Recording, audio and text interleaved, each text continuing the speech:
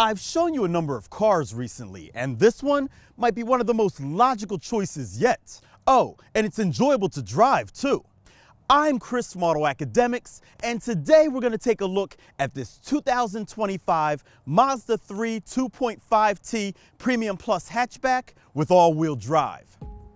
So Mazda sent us this snowflake white pearl with red interior 2025 Mazda 3 hatchback for review. And if you know me, you know I've been enjoying it. One, because it's a car, and two, because it's a hatchback. A perfect combination in my eyes. This particular car is a 2.5 turbo with the Premium Plus package and all-wheel drive. And when you add the stainless rear bumper guard for $135 and white paint for $450, you get a total M.S.R.P of $38,720. Vehicle options are always a choice. That's why they're called options. But in this case, the Premium Plus package is pretty necessary in my opinion, because it adds the right details to transform what was once a more jelly bean shape into something much sportier. For example, you got a front air dam, air guides, and a black rear hatch spoiler that sets it off right. The adaptive headlights and taillights are LED, the side mirrors are heated, and 18-inch black alloy wheels are wrapped in 215/45 series Bridgestone Turanza EL440 all-season tires.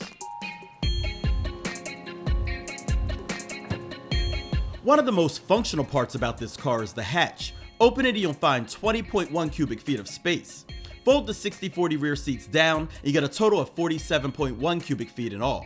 Not quite as much as an HR-V, but much more than a Corolla, even with the seats up. The compact spare and jack are located beneath the floor, but despite all that goodness, there weren't any grocery hooks to be found.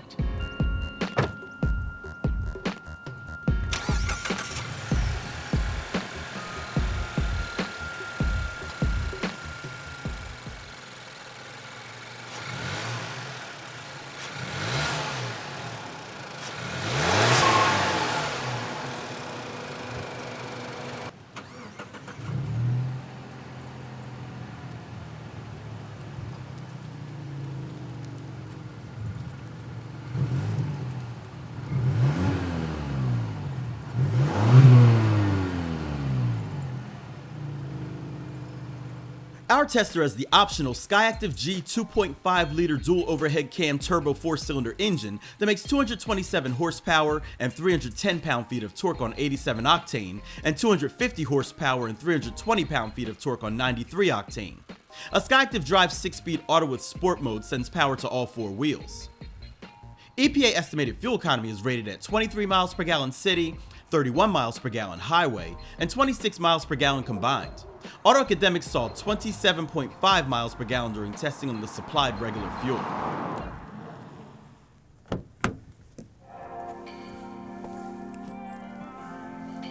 Thanks to the roofline, you do have to watch your head while climbing in back, and while I wouldn't consider this the most spacious of areas, there's still decent room for my average frame. Although the middle spot should be reserved exclusively for shorter drives.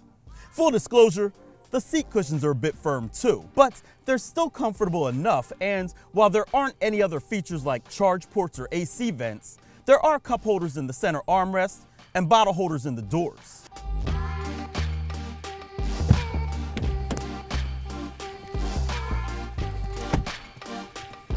While I had some critiques back there, Mazda does some of the best interiors in this class, and as you can see, the cockpit is minimal, but it's laid out nice.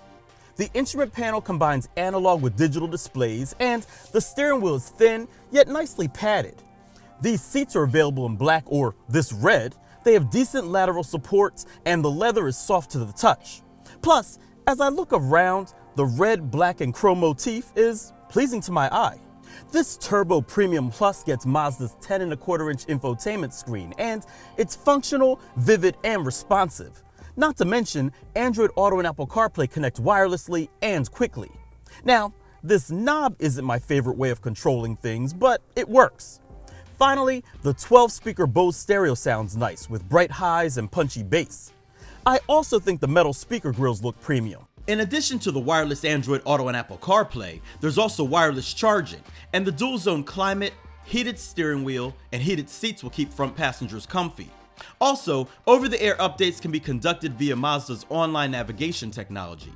Safety and security features include advanced dual front airbags, knee airbags, front and rear side impact airbags, and front and rear side air curtains, as well as high beam control, heads-up driver display with traffic sign recognition, lane departure warning with lane keep assist, smart brake support, Mazda radar cruise control, blind spot monitoring, and rear cross traffic alert. So now that we've addressed all of that, it's time to take it out and see how it drives.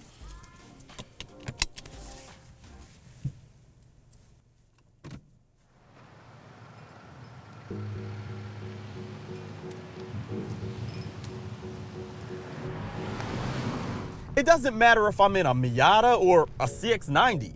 Although now that I think about it, I haven't been in one of those yet. But whatever.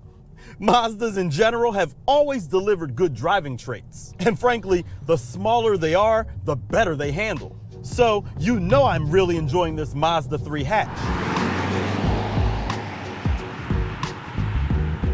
The steering is tight and the suspension is sporty, kind of on the firmer side. So if you like to feel connected to the road, you'll appreciate how this feels. Now yes, if you get too aggressive, it will push through the corners. But I can only imagine how much better things could feel with a sportier set of tires.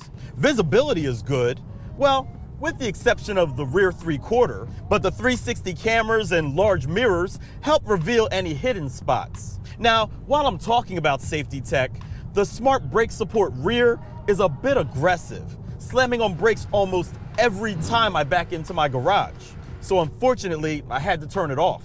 But on the plus side, I think the turbo 4-cylinder is nice for this application. No, it's not fast, but it is pleasantly torquey at lower speeds.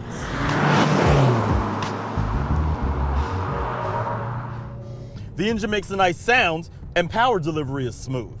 Plus, there's good response from the transmission.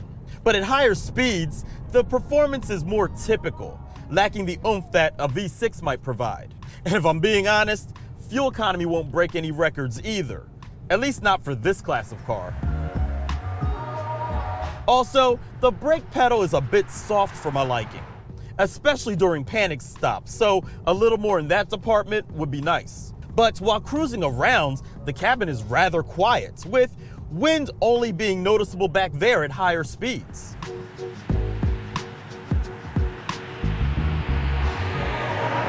I realize I sing the praises of cars an awful lot, and that's because in general, they drive better than comparable crossovers. And thanks to the inclusion of all-wheel drive, this particular hatchback is probably one of my favorite vehicles that Mazda offers. Well, this, and of course the Miata.